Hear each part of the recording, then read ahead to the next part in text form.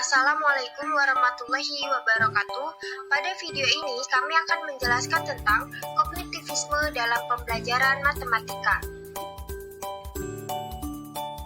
Sebelum memulai, perkenalkan kami dari kelompok 3 yang terdiri dari Nur Hamdalah, Khairul Alfan, dan saya sendiri Lulu Puspitasari. Apa perbedaan teori pembelajaran dengan teori belajar?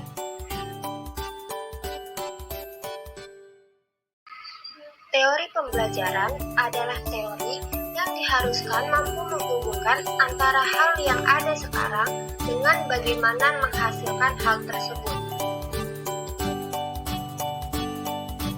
Sedangkan teori belajar adalah teori yang menjelaskan dengan pasti apa yang terjadi.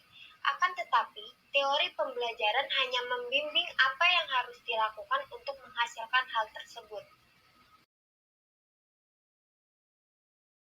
Selanjutnya, apa itu teori pembelajaran kognitivisme?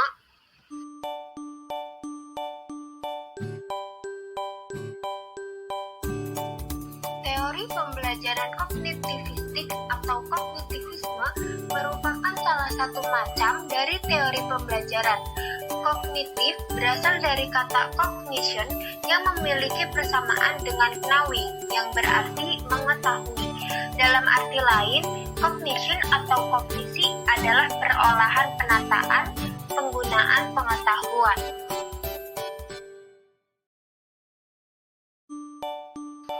Teori belajar kognitif adalah teori belajar dengan mementingkan proses belajar daripada hasil belajarnya.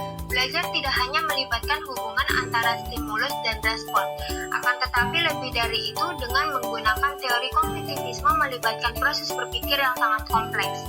Teori ini berpandangan bahwa belajar merupakan suatu proses internal yang mencakup ingatan, retensi, pengolahan informasi, emosi, dan aspek-aspek kejiwaan lainnya. Sehingga kebebasan dan keterlibatan siswa dalam proses pembelajaran sangat diperhitungkan, supaya belajarnya lebih bermakna bagi siswa.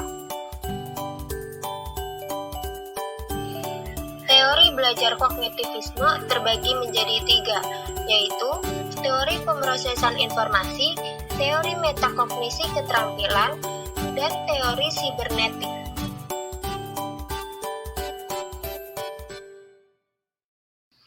Selanjutnya, ada kelemahan dan kelebihan teori pembelajaran kognitivisme. Kelebihan dari teori ini yaitu yang pertama, menjadikan siswa lebih kreatif dan mandiri. Yang kedua, membantu siswa memahami bahan belajar secara lebih mudah. Kekurangan dari teori ini yaitu yang pertama, teori ini tidak menyeluruhkan untuk semua jenjang pendidikan. Yang kedua, sulit dipraktikkan khususnya tingkat lanjut. Yang ketiga, beberapa prinsip seperti intelijensi sulit dipahami dan pemahamannya masih belum tuntas.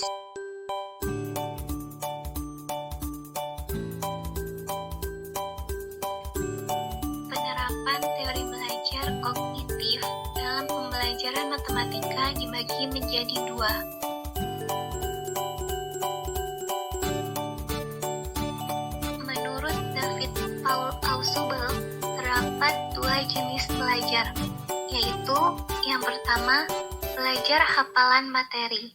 Dalam pembelajaran matematika, bukanlah pengetahuan yang terpisah-pisah, namun merupakan satu kesatuan, sehingga pengetahuan yang satu berkaitan dengan pengetahuan yang lainnya. Yang kedua, belajar bermakna.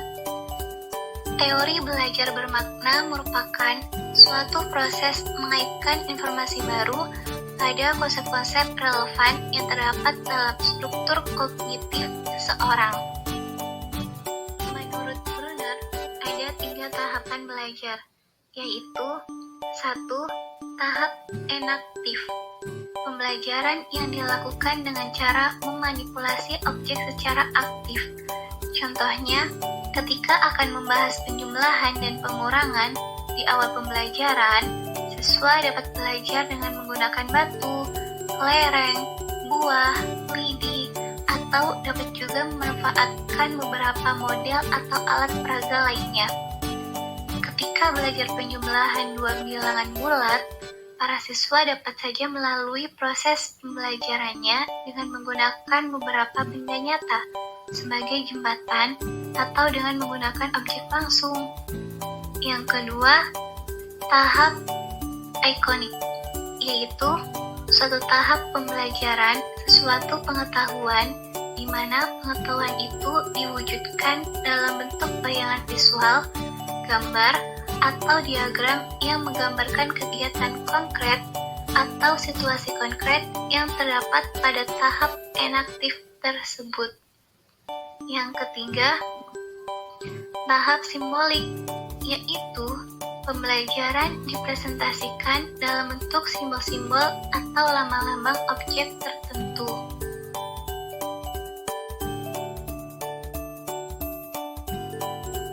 Terdapat 3 teorema belajar dan mengajar, yaitu 1. Teorema konstruksi menyatakan bahwa siswa lebih memahami ide-ide abstrak dengan menggunakan peragaan konkret, dilanjutkan ke tahap semi-konkret dan diakhiri dengan tahap abstrak.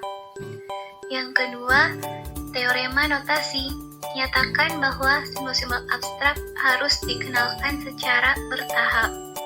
Yang ketiga, teorema kekontrasan atau variasi menyatakan bahwa konsep tertentu harus dikaitkan dengan konsep-konsep lain yang relevan.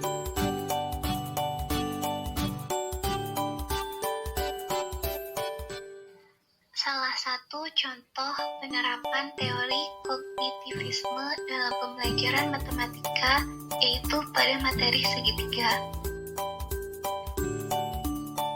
Misalnya, mencari salah satu sisi dari suatu segitiga dengan gambar yang berbeda. Jika anak dapat menyelesaikannya, maka dalam diri anak tidak terjadi konflik kognitif. Tahap perkembangan kognitif menurut Piaget. Kunci utama teori Piaget yang harus diketahui guru matematika yaitu bahwasannya perkembangan kognitif seorang siswa bergantung kepada seberapa jauh siswa dapat memanipulasi dan aktif berinteraksi dengan lingkungannya. Dalam arti bagaimana ia mengaitkan antara pengetahuan yang telah dimiliki dengan pengalaman barunya. Piaget terdapat 3 aspek pada perkembangan kognitif seseorang, yaitu 1. Struktur kognitif, 2. isi kognitif, 3. fungsi kognitif. Terdapat 4 tahap perkembangan kognitif seseorang, yaitu 1. Tahap sensori motor, 2. Tahap praoperasional, 3. Tahap operasional konkret, 4. Tahap operasional formal. Faktor yang mempengaruhi kemampuan kognitif atau perkembangan kognitif seseorang ditentukan oleh seberapa besar interaksinya dengan lingkungan, pengalaman baru yang harus dikaitkan atau dihubungkan dengan struktur kognitif atau skema mereka melalui proses organisasi dan adaptasi. Menurut Piaget terdapat 4 faktor yang mempengaruhi perkembangan kognitif, diantaranya yaitu 1. Kematangan maturation, 2. Pengalaman experience terdiri dari physical experience dan pengalaman logika matematis logico-mathematical experience, 3. Transmisi sosial social transmission, 4. Penyeimbangan equilibration. Penerapan teori perkembangan kognitif Piaget.